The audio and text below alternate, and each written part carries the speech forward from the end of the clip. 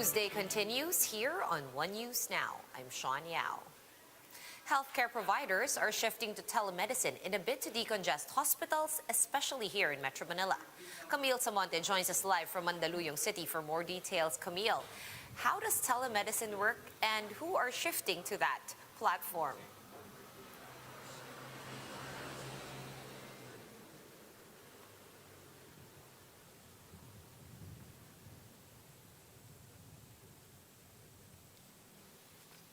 Sean, several healthcare providers are opting for telemedicine services to help decongest hospitals, especially in Metro Manila, where COVID-19 infections remain high. We talked to Lovelyn Peña, who has availed of the service from the Philippine Orthopedic Center after suffering from a hand fracture. Lovelyn said the service was convenient because she was able to choose her preferred schedule. The consultation was done via Facebook Messenger, where prescriptions and copies of her x-rays were also sent by Lovelyn's doctor. Despite these merits, telemedicine services are also bound by limitations. Dr. MJ Ignatius said the quality of consultation may be affected because of internet connection and device issues. But he emphasized that telemedicine can somehow help decongest hospitals. They aim to lighten the burden of healthcare workers while also protecting non-COVID patients from exposure to the disease. Aside from the patient actually being able to avoid yung exposure or potential infection with your COVID-19, nakakatulong sila actually in effect no, sa mga pagod ng mga healthcare workers. Kasi hindi na sila dadagdag doon sa bugso ng mga pasyente. Para sa akin, mas okay po siya, yung teleconsult. Kasi hindi ka na kailangan bimahe, andun na agad, kailangan mo na ng data or internet. Then yung pila, kasi may pila pa po dun eh. So yung waiting time, mas na-lessen po siya kasi specific time.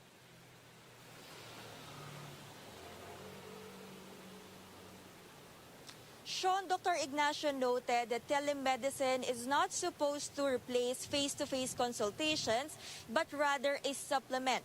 A patient in critical condition and in need of emergency care is still advised to head to the nearest hospital. Sean?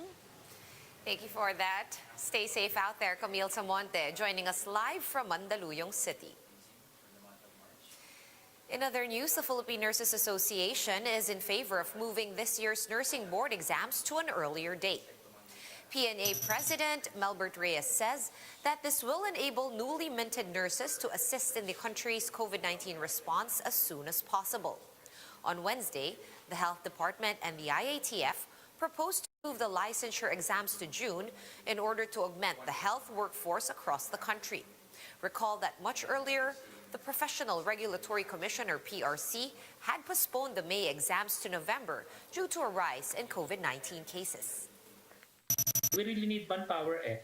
Kailangan natin ng tao, ng nurses natin, no? Kailangan natin ang mas marami pang health workers, no, para ma-augment yung lack of staffing sa mga hospital. And the Health Department reported over 6,600 new COVID-19 infections on Thursday. And that has brought our total caseload to above 1,080,000, some 63,000 of which are still considered active.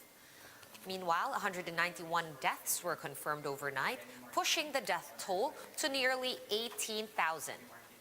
The number of recoveries have surged to 999,000, with more than 6,000 new survivors recorded today.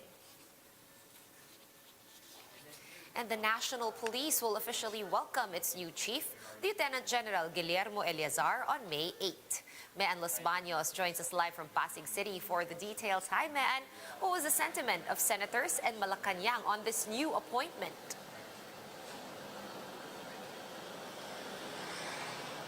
Yes, Sean, Malacanang and even senators have high expectations of incoming PNP Chief Guillermo Eleazar, as he is known to be upright and strict, especially among erring police officials.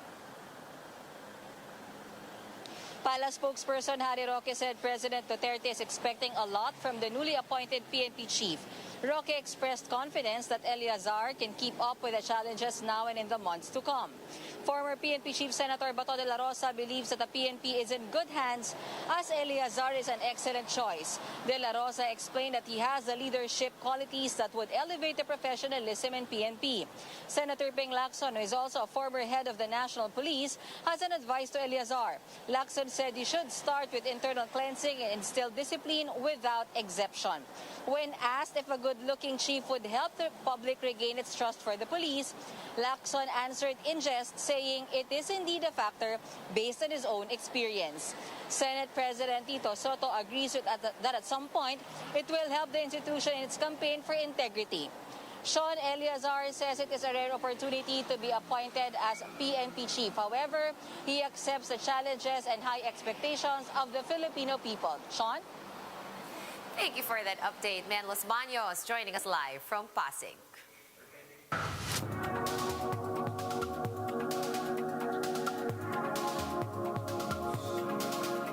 Experts are saying that vaccinating younger age groups is a move towards achieving herd immunity, although the jury is still out on whether this can be done within the year. Let's listen in on that discussion in this video from Bloomberg.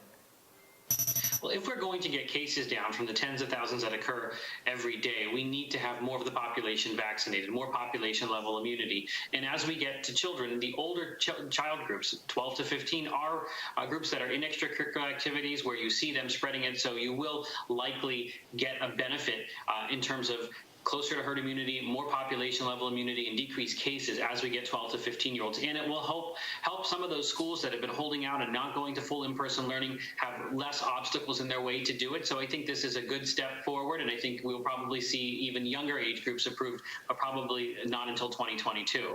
Capacity is building out as well. Pfizer indicating they can manufacture at least 3 billion doses in 2022. Doctor, the problems of a couple of months ago are no longer the problems now. It's not about capacity or supply. In fact, this country is now talking about exporting some of their stockpile of vaccines. In your opinion, is the biggest issue that we have to confront right now still hesitancy?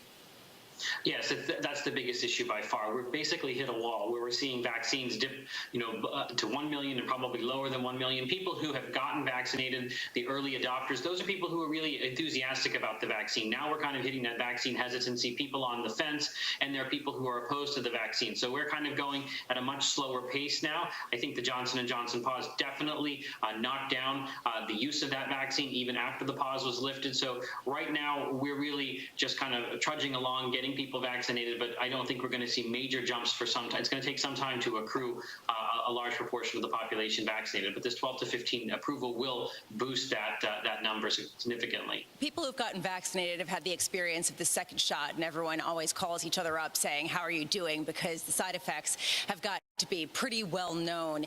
Are the side effects, theoretically, for, say, a 12-year-old child going to be worse, given the fact that the stronger the immune system, it seems, the stronger the reactions? It's hard to make a one-to-one comparison that way. What we know from the phase 3 clinical trial data in that age group was that the side effects were not considered to be very severe. And there are people who get this vaccine and have no side effects. And it's hard to know exactly where a 12 to 15-year-old would fall. But I know that's something that the CDC panel is going to look at, because remember, children are not likely to have severe disease. Children are not likely to be the major spreader. So that's going to be part of the risk-benefit calculation that both the FDA and the CDC do. And that's important to do because vaccines, have a risk-benefit trade-off that you have to look at in each specific age group. When you talk about the risk-benefit weighing that we're doing every day, there is a transition going on. When do health officials say enough high-risk individuals have been vaccinated that the COVID pandemic can be downgraded to a bad flu and we can go about our lives? What I think will have to happen is we're going to have to get closer to 40% of the U.S. population totally vaccinated. And I say 40% because that's where we saw precipitous declines in Israel, which is a much more highly vaccinated country, but they still haven't reached herd immunity either. But their percent positivity of tests is less than 1%. So I do think once we get more people vaccinated and you see cases plummet, maybe less than 10,000 or 10,000, you're going to see just kind of a whole rethinking of how we come up with a better risk calculation, how we live with this virus, because it's not going to go to zero. That's a foregone conclusion. It's not going to happen.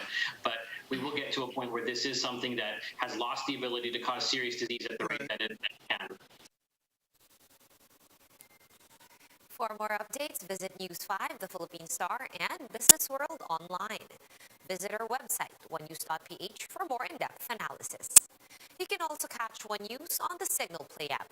Register for a free account at www.signalplay.com and stream One News live anytime, anywhere. Mask on, wash hands, and stay safe, Philippines. I'm Sean Yao. We are One News.